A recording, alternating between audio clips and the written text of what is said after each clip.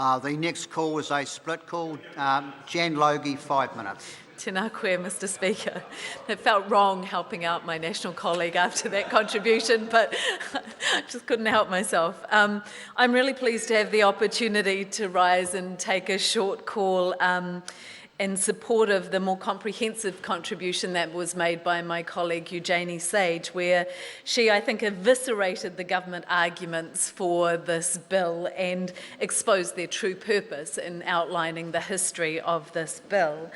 And we've heard several times from the national members and also New Zealand First members saying that the councillors were removed from ECAN because they weren't doing the job that the people put them there to do.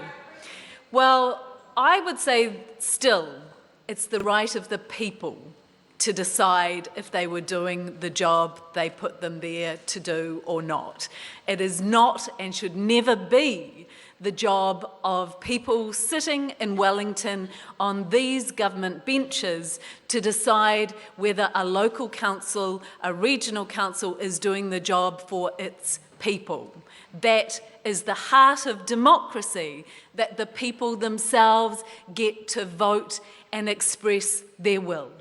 If the people of Canterbury had been unhappy with the functioning of ECAN, they would have removed those councillors and replaced them with people that they believed would deliver on what they wanted. That is how democracy works, and that seems to be a fundamental failure on the behalf of this government to understand that very basic principle.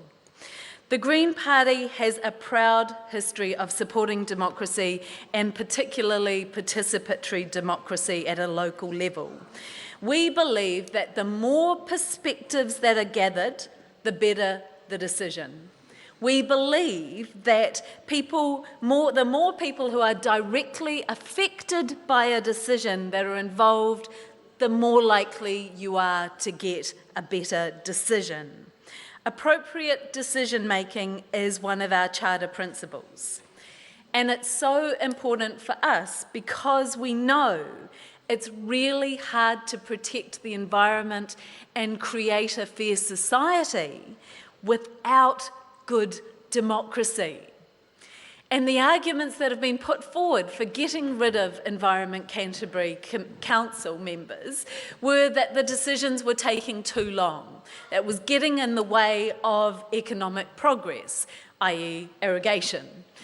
Well, actually, that is the case in point.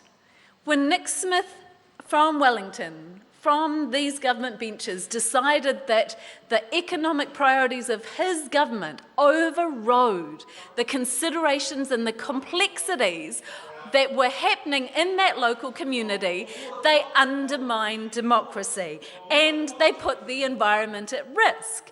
And we are seeing that so clearly now that while this commission is in place, people appointed by this government to prioritise economic growth and irrigation, we have seen a decline in water quality. We have. That is the reporting. And that is that we've heard from my colleague Eugenie Sage outlining how the struggles that ECAN was working within, the constraints around no national plans, and that there were more numbers of irrigation proposals than any council, all the councils combined, they were dealing with no support from central government, and they were got rid of, and commissioners were put in place, and as a result, we have declining water quality. I suspect there is more irrigation permits have been given. The government's agenda is being met. But the needs of the environment and the community are not being met. And I would also just like to touch on one of the aspects of this, where the government, the Minister Nick Smith, has said that, he can justify this by saying, well, DHBs are mixed models. This is just like a DHB.